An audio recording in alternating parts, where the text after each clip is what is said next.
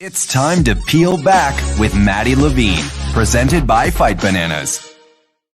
We're back, baby. Happy Wednesday. It is time to talk all things violence because that's what we love to do here. It's Maddie Levine. And as always, thanks for tuning in each and every week. I'm trying to wrap my brain around the fact that August is basically over and we are on to the fall season. September right around the corner. Unreal. But that doesn't mean that the MMA world or the fighting world is slowing down at all. A lot of fun cards coming up to finish off the year. And I get to experience my very first bare knuckle MMA fight live. It's going to be so dope. And I'm like low-key nervous about it. Like we're talking serious violence, but it's going to be good. I'm checking out Gamebred BareKnuckle MMA September 8th in Florida. It's going to be wild. I mean, crazy main event, but there's also a bunch of other studs on the card. And I had to talk to my good friend who has certainly made a name for himself in New England and continues to make a name for himself in MMA in general. It's the Potty. Welcome, Joe Penafiel. Welcome back. Hey, how's it going, Maddie? Thank you for the awesome intro. But yes, the party is here. The party is back, ready to take over. Gamebred FC. Hell yeah. So it's good to see you as always. Mhm. The last time I saw you was Cage Titans fight War with John Duma. That shit was crazy. What have you been up to since then? Just been training hard, um, and working hard towards my goals, towards my MMA goals, towards just trying to be the better version of myself every day, and working on my flaws, working on my cardio, working on my mental, working on everything. I'm just always trying to improve. I'm fortunate enough to live like 5 minutes away from my gym, so I can go literally across. Sometimes I can walk. I'll walk 10 minutes and I can get to my gym and get any type of work. Hit the bags. I got weightlifting stuff here. I got everything I need here. I got bodies. I got jiu-jitsu classes going on all the time. So I just jump in and I roll with the guys, or I'll get some guys on the corner. I'll spar. Whatever needs to be done gets done. But I'm in great shape, and I can't wait for the opportunity to really like display my art, and my style of MMA to the masses. And I think Gamebred FC has been doing that, and it's going to show why we're the most violent show on earth. And I'm coming in there to take a lot of my pain and a lot of my hate and give it towards somebody. You know what I mean? Like this MMA game is tough, and there's a lot of suffering if you want to like get to the top. Maybe you're like a 6-0 professional and you have a good management team behind you, and you get to the UFC and then you get cracked on the head and then you're back working a 9 to 5. So what I'm trying to do is make the most out of this time, make the most money, and become the most the best MMA bare knuckle fighter out there. I want to be known as one of the best MMA fighters, but I think bare knuckle is a place where I found an audience, and I want to target these people and these fans and let them know that the party's here in Jacksonville, September 8th. It's going to be a banger. It's going to be the biggest party Duval County has ever seen. So the state of Florida is going to go crazy. It's gonna become illegal after this. It's gonna be crazy. I hope not. So you speak about having everything at your gym. Are you still at Fusion? Yeah, I'm here at Fusion. Which I think you've came by in the past, haven't you? I did a few years back now. I came and I got a chance to do some sparring, which was hilarious because I was sparring a lot of large people. A lot of large people. But such a cool vibe there. What's the culture like in your gym? Like, do you feel like the culture in your gym is going to be a huge catalyst for your success? Because I feel like that you're surrounded by a lot of killers. Yeah, you know what? The one thing that makes this gym special is obviously the head guy, Julian Williams, and the way he's made the gym culture. It's not a regular gym where you walk into and it's like a hierarchy of like these badass pro fighters and you're down at the bottom.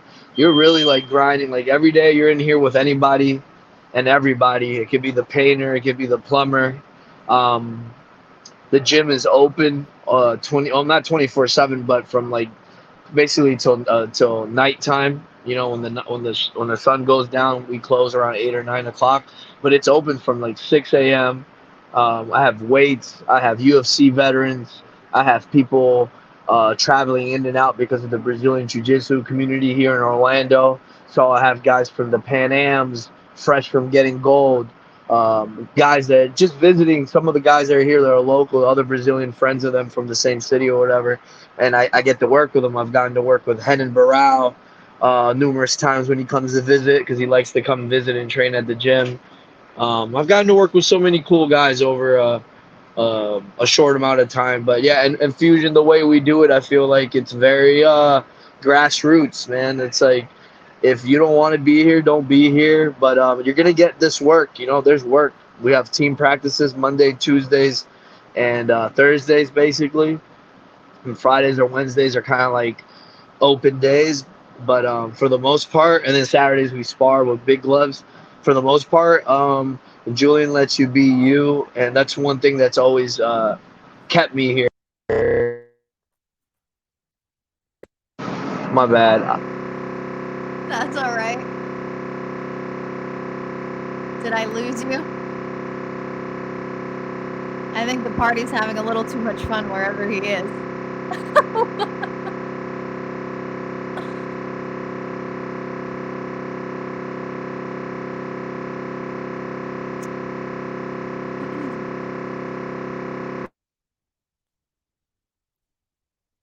Can you hear me?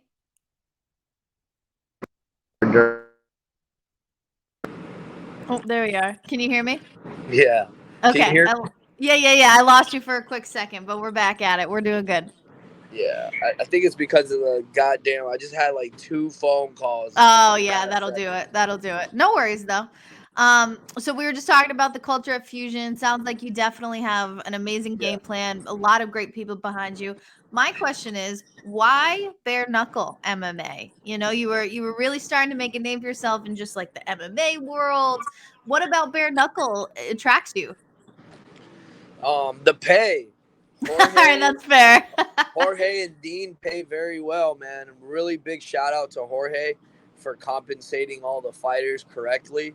He really makes everything first class, like Miami style, baby. Like we're out there at like one of the better hotels in the city, if not one of the best hotels in the city.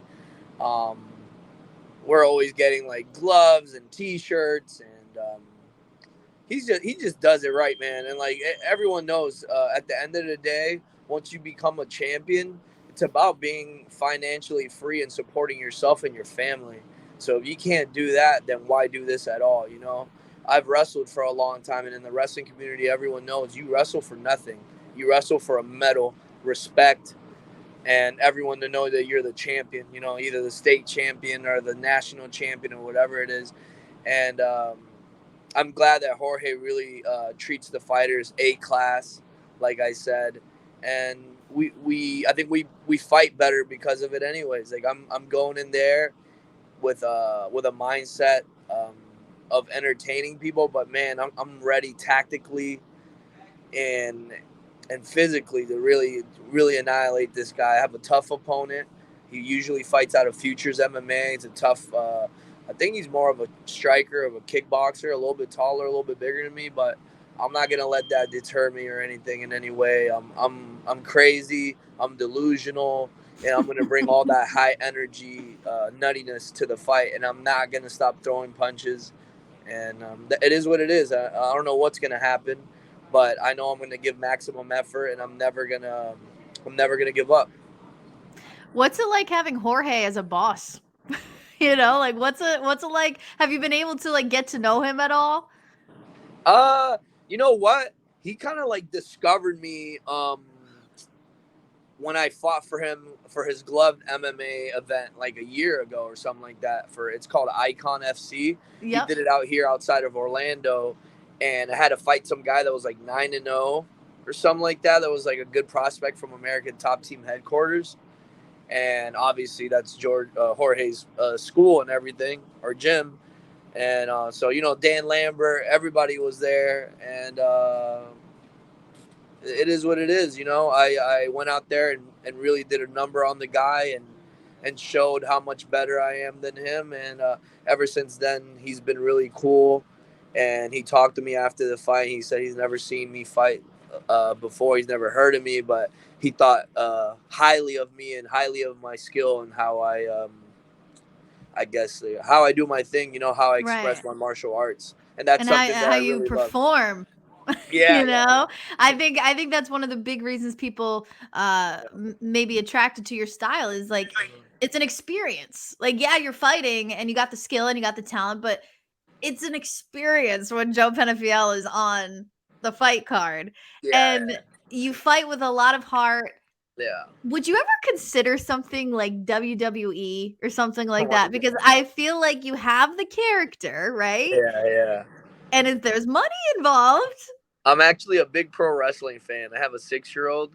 I have a 6 and an 8-year-old, but my 6-year-old is big into pro wrestling. So we literally, and I'm lucky enough to be friends with a really awesome girl here by the name of Marina Shafir. She was like Rhonda's like judo partner growing up or something like that. So she's at the gym. She's local, but she does some pro wrestling. I think for AEW. And I take him out to watch shows, and he really enjoys it. I would love to do that once I'm done fighting. So, But you have a lot of goals left, right? yeah. Well, me myself, I think I'm in my prime, and I'm gonna go towards the end of my prime, and I'm gonna run this ragged, until my body like freaking gives up. I mean, you definitely seem to have a lot of heart. You fight with a lot of heart. You put the work in. What is the end goal here? How do you hope the rest of your career looks? I just want to be known as like one of the baddest guys on the planet. Um, I don't necessarily need a UFC tag over my head. I don't need anyone to pat me on my back and all that. I just want to be known in my community and amongst fight fans as one of the toughest, humblest, and most exciting fighters you got to see out there. Like you said, I think a lot of these guys provide skill, heart, and determination, but what they always forget to is provide a show or something to get the crowd into what they're about to see or view. You know what I mean? There's something like a movie trailer. When there's a good movie trailer, that really makes you bite and like, hey man, this movie looks good. Like let's go check it out. And I feel like the weigh-ins, the shit talking interviews before the everything is all a part of the trailer of the fight, of the actual fight. Now, can you get lost in that and perform horribly? Yeah, there's times that I haven't been my best, but for the most part, I feel it's more about going out there and being you. Obviously, some people can't do that. They gotta be a scary Mike Tyson, George Foreman type of guy. You get what I mean? Like a really like this type of scary figure and use intimidation and fear. But I'll use a little bit more of like I feel like craziness. I'll use like my mental edge is that I want everyone to know and feel that I don't give a fuck. Like I have trained properly. I have trained hours on end and ran miles and cycled miles and swam, but I don't give a fuck. Like at the end of the day, I'm like Bruce Lee. I have no fear of losing. Losing to me obviously hurts just like everyone else. It's personal when you're a fighter. It sucks. But it's not the end of the world, as long as you don't get accustomed and used to you losing. And that's the major thing. I think some people might, and that's when careers go a different path. But I'm not on that path. I'm here to win. I'm here to give blood, and I'm here to dance my way in and out of the cage. And I really want to provide people with an experience, like you said. I want everyone, and I feel like New England, for some reason, has gotten the best out of me, and I want to be able to give that version of best of myself in other organizations as well. And I feel like Gamebred FC is going to be the main one to do it because they're going to shine a light on me and give me the most views, which I appreciate the platform the most. And I wonder if a BMF title is ever gonna pop up in bare knuckle. I mean, because that seems like something you would certainly want to go for. Yeah, I'd love to do it. I really enjoy fighting. at the end of this shit, you know, I have to eventually stop, which sucks. Like, I wish I would have got into it when I was like 21 or 22, but ultimately I was too busy getting into drugs and depression and alcoholism by the time I got done with college. And I stopped wrestling, and I really lost myself, and I lost focus on life and what I was going to do with myself. And I stopped giving a shit about myself. So once I found MMA, I was around 24, right when I got out, like from doing a little 4-month stint in the county jail, which would really open up my eyes to me being able to have people stick me behind a cage, you know, and like, you know, it sucks. That place sucks. It's like a lot of forgotten people. I feel like there's a lot of people there that are just forgotten. You know, some people are good. Some people come from bad education and stuff like that, but they don't really have the same chance that I might have had because of, you know, their, like I said, their education and their family and the culture, or whatever the fuck. And I never wanted to be back there. And by the time I met my wife and we got married at 28, I slowly started grinding and wrestling on these open mats, like doing grappling. And at 32, I went, from the time I was 28, I started training again. And at 32, I think I decided, or 31, I decided to go pro. And my first pro fight, I had Ricardo Laborio in my corner, which is like one of the best coaches of all time, I feel like. He's been in Yoel Romero's and Jorge's corner himself. So yeah, I'm lucky. I just wish I had more. I wish I had more time. But in the 4 or 5 years, I've put in 16, 17 pro fights. I've done as much as I possibly could, and I've taken chances, even when probably I shouldn't have taken these gambles with my risk, with my career. But I don't, like I said, I don't give a fuck, and I can't fault myself for trying. You know what I mean? Yeah. At the end of the day, I'm just trying to do my best, and I'm not gonna sit and wait. I'm never gonna do that. I'm not gonna wait for opportunities. I'll chase them. You know. Yeah, Sometimes, and I mean, nobody could ever say that you don't want to fight. I'm pretty sure this is your 5th fight this year. Yeah, this would be So my I fifth mean, fight. it's like, bro, that's wild. That's like serious grinding. And you mentioned your wife. I want to go back to your wife. I've seen you take fights, and sometimes your wife is the only person in your corner. Yeah. And like me, with like, I have a husband that fights, so I'm like, yes, girl, I feel that. That's awesome. But how important is your wife to your success in the cage, would you say? Because she seems like a real big support system for you. Now, like I said, I want to start by saying everything. Like, you know, there's so much hard work we do physically, and then mentally, you know, getting everything geared up for yourself is tough. The flip side of that is having someone that you can really trust. Having in every way, I trust her with my children. I trust her with my money. Like, I give her full trust and trust her with my heart. So there's so much I give her, like, and respect. And I've done things in the past that I've been ashamed of, you know, in our relationship and everything. But she's the only true person that I've ever loved, and it's ever been there with me. We started off doing it by ourselves. Literally, like, I was a training partner for a guy that was an 11-time Brazilian Jiu-Jitsu world champion in IBJFF or whatever. His name is Bruno Malfacini. He lives in Orlando, runs his own school. He's a guy that fights at rooster weight. It's like 128 or 26.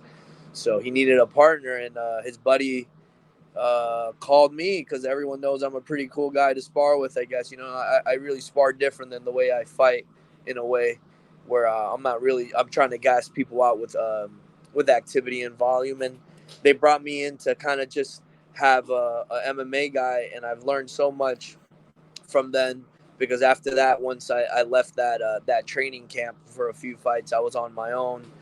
And after Laborio was in my corner the first fight, my second fight, I took on a week's notice versus a 6-2 guy in Mississippi for Atlas Fights, and I took him out. You know what I mean? And I wasn't supposed to do that. I wasn't supposed to win, and it was only me and her driving 8 hours, going with me.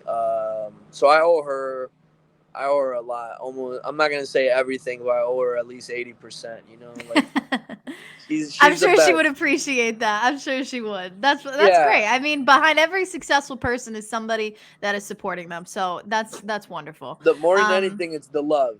I think, you know what I mean. Yeah, There's something you it's powerful. you women do. You know what I mean. Especially when we're going to war, it's like it's so nice to have, like I said, a rock, someone to rely on. I know even when she's tired, like she doesn't need to, but she'll like most. I'm a really good cook, but she'll have food ready for me. No, you know, it's as little as making me a tuna salad, and I know it sounds like nothing, you know, just a couple things, but it means a lot to a fighter when you come home and there's fresh food ready, Mm, and you're able to forget about that and then relax. And that's something she's always done for me.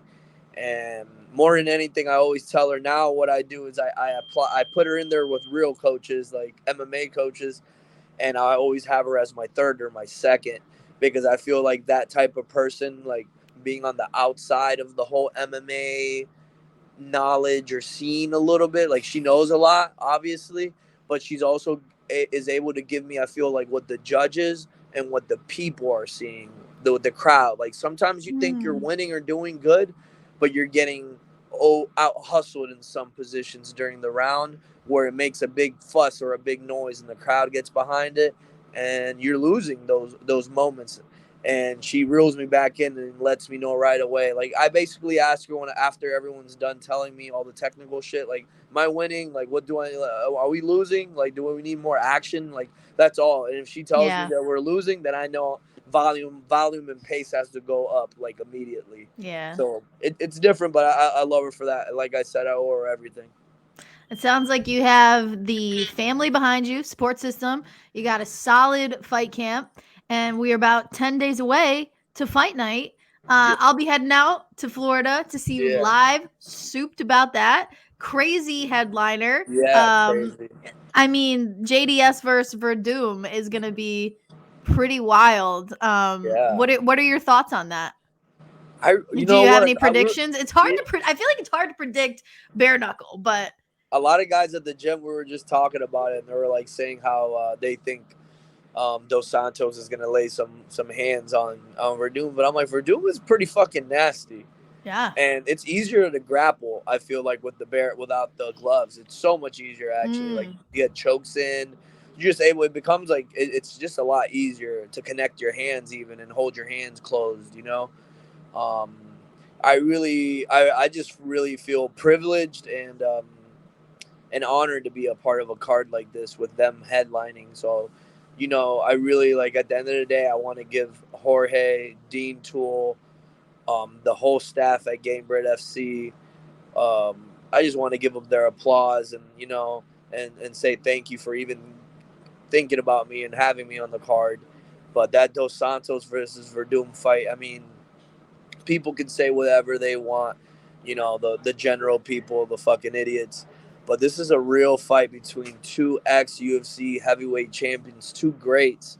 And I really don't know who to. I think someone's gonna get knocked out. I Oh, just for don't know. sure. I just don't know who. Someone's gonna land hard, and they're not gonna like it. Right, That's right. one thing about bare knuckle. Sometimes you can't take the punches as well, or What the kind pain. of shenanigans can I expect from you at weigh-ins, fight night? What do you got up your sleeve? I don't know. I really don't know. What's up, big brother? I don't know what shenanigans wise. I don't know what we're gonna do. I guess we'll just stay tuned. Yeah, you know what? I don't plan to be a dickhead. You know, I think Really? I think really the reputation has gone full circle where like I've gone to events and people just see me and they're like, oh, this is fucking jackass. He's gonna be a dick, and they're just Interesting. So they're you're not very. liking it. I know. Sometimes I hate having to be like that. I'm like, but you know what? It just happens. Like it clicks right away. Like I'll get there if the guy looks at me weird or something like Mm. that. I get into this stupid mind state like I'm a middle school student and I want to fight the guy because he was looking at me weird. It's just dumb machismo shit. And I guess for the people they love it. So like I'm just myself, you know. And some people call it mental warfare.